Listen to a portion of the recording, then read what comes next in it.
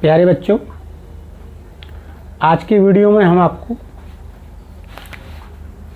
बाहरी चुंबकीय क्षेत्र में चुंबकीय द्विध्रुव को घुमाने में किया गया कार्य एवं स्थितिज ऊर्जा को पढ़ाएंगे। तो यहाँ पर हम ये मान रहे हैं कि चुंबकीय क्षेत्र की दिशा ये है, ये चुंबकीय क्षेत्र की दिशा है।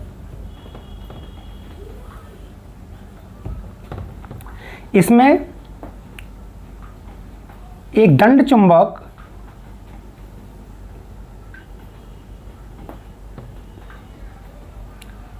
क्षेत्र से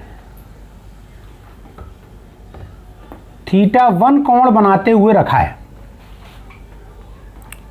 हमने इसको इसकी स्थिति से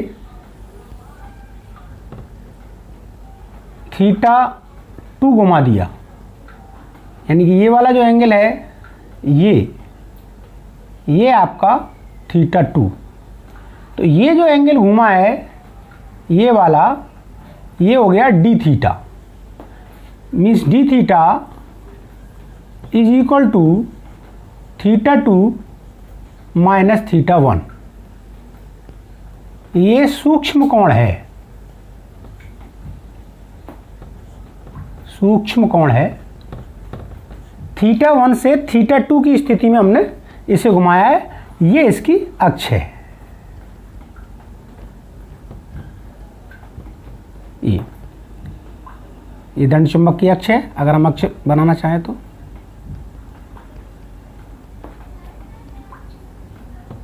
हमने θ1 से θ2 घुमाया तो एक सूक्ष्म कोण d थीटा ये घूम गया और चुंबकीय क्षेत्र की दिशा ये है। तो हमने देख रहे हैं कि इस d थीटा कोण को घुमाने में किया कार्य। तो सूक्ष्म कोण d थीटा घुमाने में किया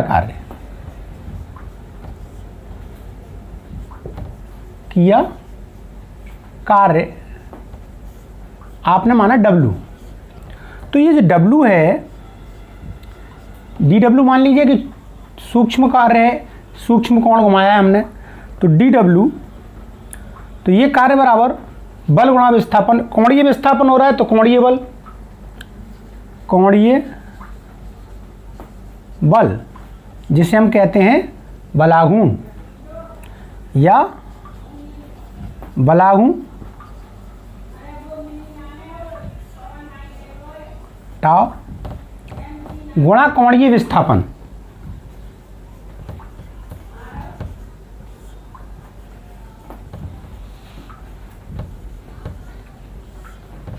कोणीय विस्थापन हमने d थीटा है,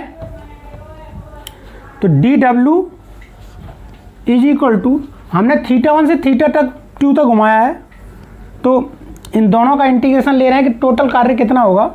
तो यहाँ पर देखिए, अब टाउ बराबर होता है, आप जानते हो कि टाउ बराबर mb साइन थीटा। टाउ का मान रख दें यहाँ पर हम mb साइन थीटा और ये d थीटा। तो इसका इंटीग्रेशन करने के लिए हमने कहाँ से कहाँ तक घुमाया है इसको, θ1 से लेकर θ2 तक घुमाया है। तो इसका dW का इंटीग्रेशन आएगा, किया गया कार्य W, यहाँ mb आपका कांस्टेंट है, बाहर ले लिया, और साइन थीटा का आएगा माइनस कॉस थीटा, इसका इंटीग्रेशन हो गया। तब आप इसकी लिमिट लगाएंगे θ1 से लेकर θ2 तक। तब आपके द्वारा इस द्विध्रुव को, चुंबकीय द्विध्रुव को चुंबकीय क्षेत्र में या चुंबकीय क्षेत्र की दिशा से d थीटा कोण घुमाने में किया गया कार्य mb माइनस कॉस θ2 माइनस या माइनस कॉस θ1। तब आपका ये दोनों प्लस हो जाएंगे।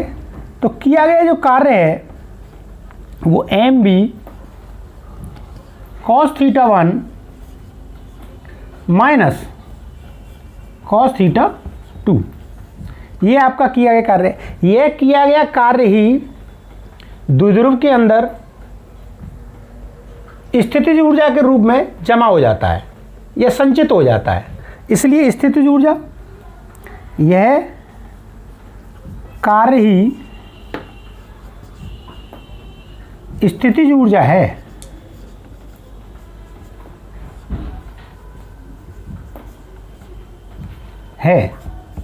इसलिए U बराबर mb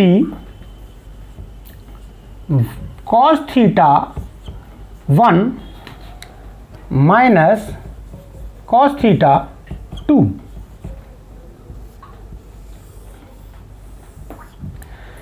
ये आपकी स्थितिज ऊर्जा का सूत्र है और यही आपका कार्य का सूत्र भी है। तो आप देखेंगे कि W equal to M B cos theta 1 minus cos theta 2, यह कार्य स्थितिज ऊर्जा के रूप में स्टोर हो जाता है, इसी को हम स्थितिज ऊर्जा कहते हैं। तो U बराबर M B cos theta 1 minus cos theta 2। यहाँ पर हम ये मान लें कि यदि थीटा 1 90 की स्थिति में है पर जो ऊर्जा है वो 0 है, तो ये ऊर्जा का सूत्र जो है U बराबर, या थीटा 1 की जगह पर आप 90 रखेंगे तो आपका निकल कर आएगा माइनस एम बी कॉस, और थीटा 2 को आप थीटा मान लीजिए, तो 90 से थीटा। तो हमने इसमें माना है, ये मानकर चलते हैं कि किसी एक ओरिएंटेशन पर जो स्थितिज ऊर्जा है वो शून्य है, वो ये हमारी आर्बिट्रेरी है, स्वेच्छा से लिया हुआ है। तो यदि थीटा 1 इक्वल टू 90 पर U इक्वल टू 0, तो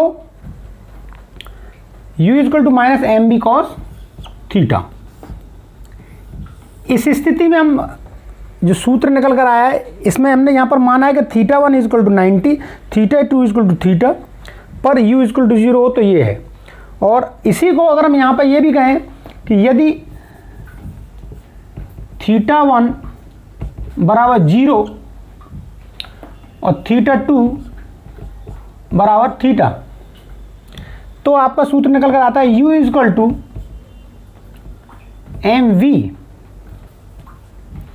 थीटा 1 की जगह 0 रखेंगे तो 0 की वैल्यू 1 होती है, तो आपका सूत्र निकल जाता है 1 माइनस कॉस थीटा।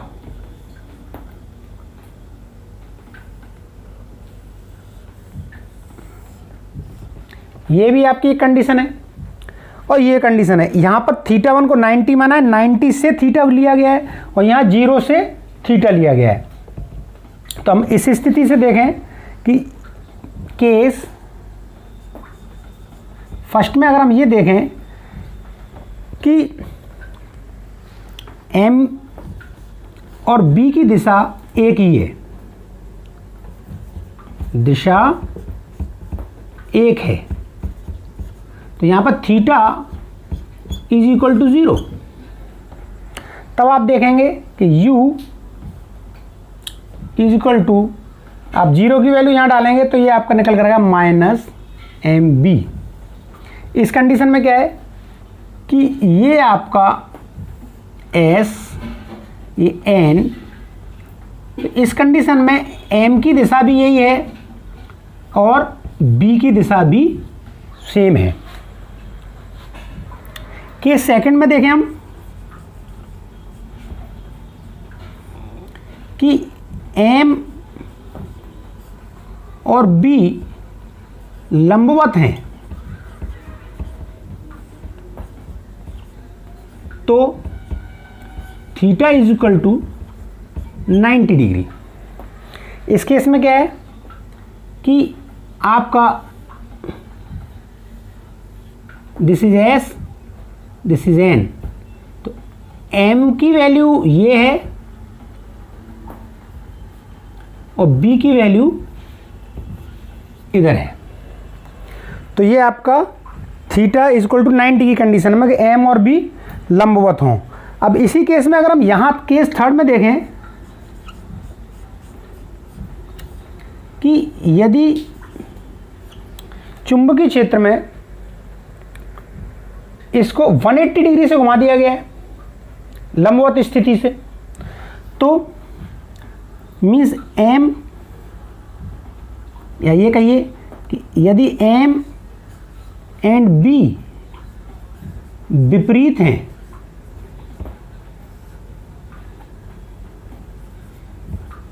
तो मीन्स इधर एस हो गया आपका, ये एन है, तो यहाँ पर एम की वैल्यू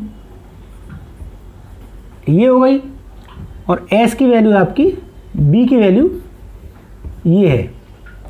तो इसमें क्या हुआ आपका, यहाँ 180 रखेंगे तो u equal to plus M B इस कंडीशन में।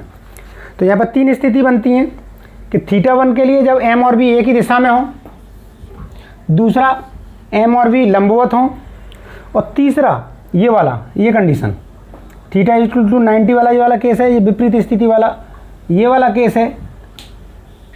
यहाँ पर ये केस थर्ड है, यदि m और b विपरीत हैं, यहाँ पर S2n m की वैल्यू है और इधर ये आपका चुंबकीय क्षेत्र है। तो अगर ये विपरीत दिशा में है तो आपका जो एनर्जी है वो प्लस एम बी होगी, तो इसमें एनर्जी ज़्यादा रहती है। तो अब यहाँ पर अगर हम एक थोड़ा सा एक छोटा सवाल है उसको ज़रा कंसीडर करते हैं कि यदि एक कॉइल है उसमें फेरों की संख्या 100 है, उसकी त्रिज्या जो है 0.05 मीटर है और उसके अंदर जो बहने वाली धारा है वो 0.1 एम्पियर की है और वह जो कॉइल है वो 1.5 टेस्ला के चुंबकीय क्षेत्र में क्षेत्र के लंबवत रखी हुई है। प्रारंभ में तल जो है क्षेत्र के लंबवत है, तो इसे 180 डिग्री घुमाने में क्षेत्र के लंबवत, यानी कि अगर क्षेत्र इस दिशा में है तो कॉइल इस तरह से रखी हुई है, तो इसको 180 डिग्री घुमाने में मीन्स कितना कार्य करना पड़ेगा। तो कार्य के लिए अगर हम यहाँ पर इसमें देखें तो W इक्वल टू, हमने आपको पढ़ाया है इस वाले सूत्र से, देखें M B 1 minus cos 180 degree. अब यहाँ पर आप देखेंगे कि कॉस 180 की वैल्यू -1 होती है, तब आप देखेंगे W इक्वल टू 2mb -1 और इस माइनस से प्लस हो जाएगा तो 2mb, और m इक्वल टू होता है 2nia, ये आपका b, और i एरिया की वैल्यू रखें इसके अंदर, ये b की दिशा है, ये आपकी कॉइल है, कॉइल में करंट किसी भी दिशा में मान लीजिए। तो अब यहाँ पर इसको 180 घुमाना है तो एरिया की वैल्यू रखेंगे अब W equal to 2n i pi r square into B. इन मानों को रखेंगे आप जैसा ही सवाल में दिया गया है। n की वैल्यू 100 है, करंट जो है 0.1 एम्पियर है, पाई की वैल्यू 3.14 है और त्रिज्या जो है यहाँ पर 0.05 मीटर की दे रखी है, तो 0.05 का स्क्वायर, और जो चुंबकीय क्षेत्र है वो 1.5 टेस्ला का दे रखा है। तब आप जैसे जब कैलकुलेट करेंगे तो इसकी वैल्यू निकल कर आती है 0.235 जूल। तो इससे संबंधित आप सवाल करें तो यहाँ पर हमने देखा कि सूक्ष्म कोण डी थीटा घुमाने में द्विध्रुव को चुंबकीय क्षेत्र के अंदर, बाहरी चुंबकीय क्षेत्र में चुंबकीय द्विध्रुव को डी थीटा कोण घुमाने में किया गया जो कार्य है वो आपका W equal to M B cos θ1 minus cos θ2 निकल कर आता है, जो कि एक स्थितिज ऊर्जा के रूप में इसके अंदर संचित हो जाता है, जमा हो जाता है। तो U equal to M B cos θ1 minus cos θ2 ये आपका जनरल फॉर्मूला है। इसकी मैंने एक स्थिति बताई कि यदि थीटा 1 की वैल्यू 90 पर u इक्वल टू 0 लें तो u की वैल्यू मेन फार्मूला निकल कर आता है minus M B cos theta.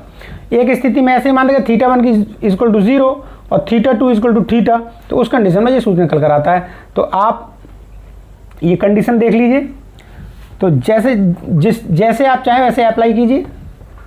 तो एक आर्बिट्री वैल्यू आपको माननी पड़ती है इसके अंदर।